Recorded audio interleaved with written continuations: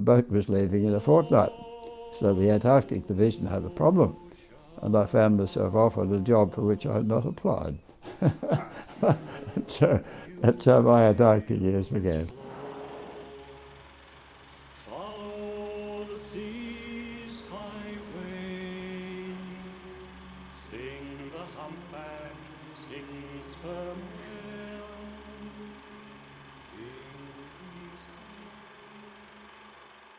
My name is Grahame Budd, and I was a member of the Heard Island expeditions in the 1950s and 60s. What got you interested in the Antarctic? What got you interested in the cold? Pure dumb luck. That's all it was. It's an extraordinary story. I suppose I'd read the usual stuff about Scott and so on, but no particular ambitions that way. But when I was just finishing my year's residency at Prince Alfred Hospital, this was in just before Christmas in 1953, somebody somewhere in Australia, someone I'd never heard of, had a chest x-ray and it showed a spot on the lung. That spot changed the rest of my life.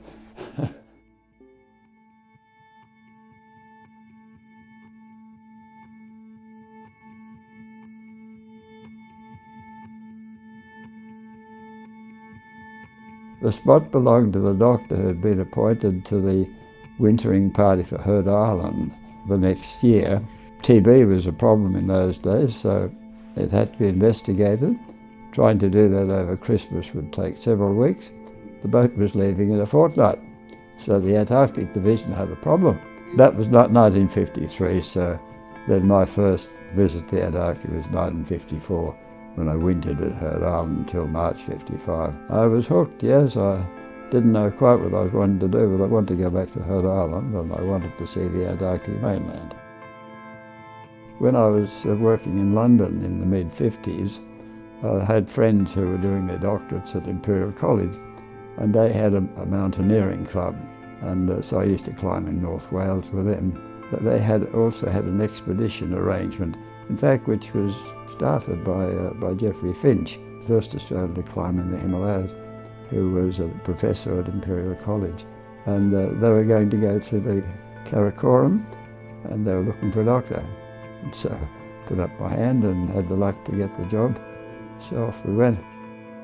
Found in 1963 extraordinary things with glacier retreat and global warming and extraordinary changes in animal populations. I wanted to go back as often as possible. So I went back in 69 and 71, and then again in 2002 with my wife, and 2012 with my daughter. So that was nice.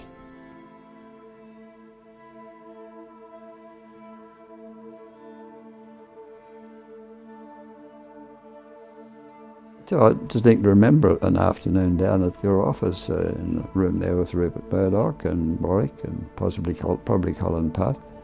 And the deal was all done that the expedition needed press coverage, and of course a polar expedition's always been a handy thing to keep people reading.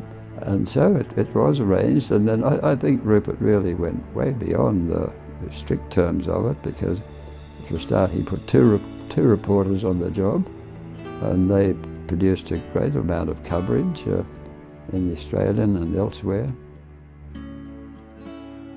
We had a very interesting trip, and working with Shipton was fascinating, and then later with Tillman, so I had the rare privilege of travelling with both these amazing chaps. And we filled in one of the last blanks in the map.